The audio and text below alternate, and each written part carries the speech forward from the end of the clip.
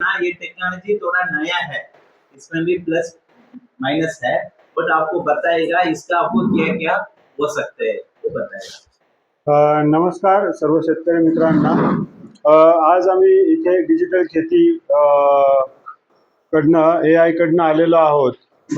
खेत बचाव अभियान जे आहे त्याच्या अंतर्गत आम्ही तुमच्यापर्यंत पोहोचतोय.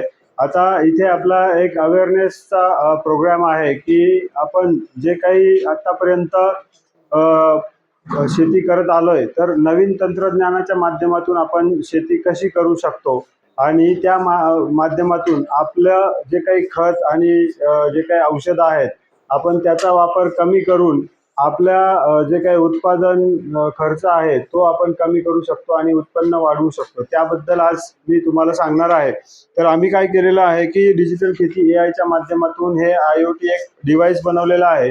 याच्या आधारे आता साहेबांनी म्हटलं की आपले माती परीक्षणाचे रिपोर्ट आलेले आहेत. तर तुमच्याकडनं त्यांनी काय केलं असेल की माती तुमच्याकडनं मागवली असेल किंवा तुम्ही शेतातून 5 ठिकाणची माती काढून घेतली असेल, ती 4 भागात विभागली असेल, त्याच्यातला एक विभाग सरांकडे तुम्ही दिला असेल. त्यांनी ती घेऊन ते जिथे लॅब आहे, जसं KVKची लॅब आहे किंवा पुण्यामध्ये लॅब आहे, तर तिकडे ती दिली असेल. तिथून तुम्हाला 8 ते 10 दिवसानंतर तुमच्यापर्यंत आत्ता तो रिपोर्ट पोहोचत असेल. तर आता या सगळ्या प्रोसेसला फाटा देऊन आपण ही नवीन प्रोसेस त्याच्यामध्ये आणलेली आहे. तर याच्यामध्ये आपण जे आहे माती परीक्षण तुमच्या शेतावर किंवा तुमच्या गावामध्ये येऊन त्याच्यामध्ये करून देऊ शकतो. त्यामध्ये तुम्हाला 10 मिनिटाच्या आतमध्ये रिपोर्ट मिळतो.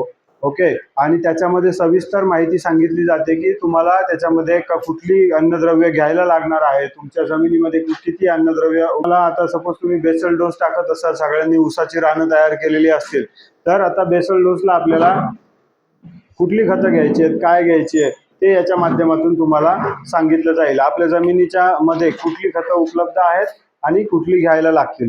त्याचबरोबर आपली जमीन सध्या ऊसाच्या पिकाच्या योग्य आहे का नाही हे त्याच्यामध्ये तपासलं जातं की जर जमीन ऊस पिका योग्य नसेल तर तिच्यामध्ये काय प्रॉब्लेम आहे ते पहिले सांगितलं जातं. त्याच्यानंतर त्याच्यात आपल्याला सुधारणा काय करायला लागतील ते त्याच्यामध्ये सांगितलं जातं. तर अशा प्रकारचा संपूर्ण छान असा आळपाणी रिपोर्ट तुम्हाला त्याच्यामध्ये दिला जातो. तर याच्यामध्ये काय काय आपण मोजतो, तर याच्यामध्ये 9 पॅरामीटर मोजले जातात.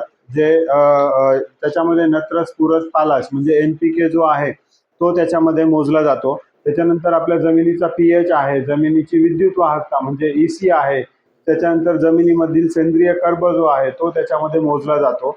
त्याच्यानंतर टेम्परेचर आहे, मॉइश्चर आहे, त्याच्यामध्ये मोजलं जातं. तर अशा प्रकारे 9 प्रकारचे पॅरामीटर त्याच्यामध्ये मोजले जातात. त्याचा सविस्तर ॲनालिसिस आपल्याला त्याच्यामध्ये दिला जातो. नंतर आता जे जुनं प्रकारचं जे काही आपलं माती परीक्षण आहे त्याला शक्यतो आपण बेसल डोस किंवा लागणीपूर्वी माती परीक्षण करून घेतो, जसं की तुम्ही आता काही लोकांनी याच्यामध्ये करून घेतलेलं आहे. पण आता या नवीन पद्धतीप्रमाणे आपण उभं पीक जे आहे त्याच्यामध्ये पण माती परीक्षण करून घेऊ शकतो. म्हणजे आता तुम्ही बेसल डोसला करणार, त्याच्या आधारे तुम्ही खतं देणार. आता ते खतांचा पिरियड जो आहे तो बाळभरणीपर्यंतच आहे. साधारणतः बाळभरणीला आपल्याला परत एक डोस द्यायचा आहे, बरोबर. तर मग बाळभरणीला खतं देताना तुम्ही तो अंदाजेच देणार किंवा त्या रिपोर्टच्या आधारे त्यावेळी देणार. तर मग ते कसं योग्य होईल. त्यापेक्षा जर तुम्ही त्यावेळेस जर परत पुन्हा मोजलं की आपल्या जमिनीला बाळभरणीला आता काय आवश्यक आहे, तर याच्या रिपोर्टच्या माध्यमातून आपल्याला त्याच्यामध्ये कळेल. प्लस AI तंत्रज्ञानाच्या माध्यमातून कळेल की आपल्या वाढीची चेकलिस्ट काय आहे. म्हणजे आपलं त्यावेळेस आपल्या ऊसाला किती पानं पाहिजे, किती फुटवे पाहिजे, किती पेऱ्यावर ऊस पाहिजे वगैरे, त्या सगळ्या गोष्टी त्याच्यामध्ये सांगितल्या. जर तसं होत नसेल तर त्याप्रमाणे आपण त्याचा डोस काही त्याच्यामध्ये चेंज करू शकतो. तर या अशा प्रकारे आपल्याला त्याचं माती परीक्षण होणार आहे. ह्या असं डिव्हाइस आहे. आमचा प्रतिनिधी आता हे कसं वर्क होतं, तर आमचा प्रतिनिधी तुमच्या गावामध्ये किंवा तुमच्या शेतामध्ये येऊन त्याचं परीक्षण त्याच्यामध्ये करून देतो. आपल्याला काय आहे की ज्यावेळी आपली जमीन आता जसं तयार केलेली आहे, नांगरून ठेवलेली आहे, त्यावेळी आपल्याला असं त्याच्यातले सॅम्पल काढायचे आहेत. तर त्याच्यात 4 सॅम्पल आपल्याला 4 भागांमधले आपल्याला काढायला लागतात. हे 4 सॅम्पल याच्यामध्ये 250 ग्रॅम साधारणतः माती किंवा 1 ग्लास माती आपण घेऊ शकतो. ती वेगवेगळी माती ठेवायची आहे. 4 सॅम्पलची माती अशी वेगवेगळी तुम्हाला अर्धा किलोच्या किराण्याच्या पिशव्यामध्ये भरून ठेवायची आहे. त्याच्यानंतर आम्ही त्याचं येऊन तिथे परीक्षण करून देऊ, किंवा ज्यावेळी आपलं शेतामध्ये पीक चालू असेल त्यावेळी आपण डायरेक्ट शेतामध्येच त्याचं परीक्षण करणार. 4 ठिकाणी मुळांच्या रूट झोनमध्ये त्याचा आपण परीक्षण करणार. आता मी हे डिव्हाइस याच्यामध्ये टाकतोय, तर आमचा प्रतिनिधी त्याच्यामध्ये तिथे येऊन अशा प्रकारचं तुम्हाला हे दाखवेल. त्याच्यानंतर आता मी हे ॲप चालू करतो. याच्यामधनं माती परीक्षण होतं, पाणी परीक्षण होतं, असं दोन्ही प्रकारचं परीक्षण याच्यामध्ये होतं. आता तुम्ही पाहिलं तर इथे सगळे पॅरामीटर्स मला दिसत आहेत. इथे EC दिसतोय, इथे EC म्हणजे विद्युत वाहकता, pH म्हणजे सामू, त्याच्यानंतर मॉइश्चर दिसतंय आपल्या मातीचं किती आहे, नायट्रोजन, फॉस्फरस, पोटॅशियम, आणि आपली क्षारता किती आहे त्या जमिनीची ती त्याच्यामध्ये दिसते. आता इथे 1, 2, 3, 4 असे 4 पॉईंट्स मी घेतले तर त्याचा रिपोर्ट तयार होतो. आता मी तुम्हाला एक रिसेंटली आजच मला रिपोर्ट आला आहे. तर हा आहे बघा, यांचं गाव इथे नाही, पण हा फलटण, जे काही वाई फलटण आहे तिकडचा रिपोर्ट आहे. शेतकऱ्या तिकडे छोटे छोटे प्लॉट आहे, टोमॅटोचा प्लॉट आहे, 10 गुंठ्याचा प्लॉट आहे, काळी माती आहे त्याची. ओके, 57 दिवसाचा प्लॉट आहे. तर आता त्याच्यामध्ये काय सांगितलंय की 57 दिवसाला प्रति एकर नियोजन त्याच्यामध्ये सांगितलेलं आहे. जरी त्याचा परस 25 किलो आहे, पोटॅशियम 60 किलोचा डोस त्याला द्यायचा आहे, आणि मग इतर सूक्ष्म अन्नद्रव्य त्याच्यामध्ये आहेत.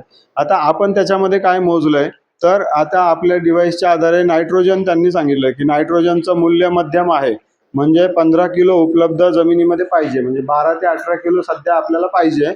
आपला आहे 14.36 किलो त्याच्यामध्ये उपलब्ध, तर त्याच्यामध्ये कमतरता आहे, म्हणजे मध्यम आहे. त्याच्यानंतर फॉस्फरस 6 ते 8 किलो उपलब्ध पाहिजे. आपल्याकडे फॉस्फरस 20.8 किलो उपलब्ध आहे जमिनीमध्ये, म्हणजे जास्त आहे, बरोबर. त्याच्यानंतर पुढं पोटॅश सांगितलेला आहे 15 किलो उपलब्ध पाहिजे. आपल्याकडे आहे 46 किलो, जमिनीमध्ये पडून आहे 46 किलो, तर तो उच्च आहे. सो आता आपल्याला उपलब्ध पोषण तत्वे ही झाली, बरोबर. आता आपल्याला त्याने घ्यायला काय सांगितलंय, म्हणजे शिफारस काय केली आहे, तर याच्यामध्ये सध्या एकूण खत युरिया 2.72 किलो घ्यायची गरज आहे, म्हणजे साधारणतः 3 ते 3.5 किलो, म्हणजे 2.72 म्हणजे त्याने फारच टेक्निकल दिलंय, पण आपण म्हणू की 3-3.5 किलो युरिया घ्यायची गरज आहे. रिक्वायरमेंट किती होती त्याच्यामध्ये आपली, तर इथे जर पाहिलं तर 60 किलोची होती प्रति एकरी, म्हणजे साधारणतः 10 गुंठ्याला किती झाली ती, आता 15 चोक 60, बरोबर, 15 किलो झाली. म्हणजे 15 किलो आता मी ढोबळ मानाने जर मी परीक्षण केलं नसतं तर 15 किलो दिली असती. बट आता मला याने किती द्यायला सांगितली आहे युरिया, तर मला सांगितलं आहे फक्त 3 ते 3.5 किलो द्यायचं आहे. म्हणजे 15 किलो कुठे, 3 ते 3.5 किलो कुठे, आपल्या जमिनीला जेवढं आवश्यक आहे तेवढंच द्यायचंय. त्याच्यामध्ये पुढे सांगितलंय त्याने DAP MOP ची गरज नाही, बरोबर. सूक्ष्म अन्नद्रव्य सांगितलेली आहे, झिंक सल्फेट आणि बोरॅक्स द्यायला सांगितलंय. झिंक सल्फेट अर्धा किलो आणि बोरॅक्स जे आहे ते 250 ग्रॅम, म्हणजे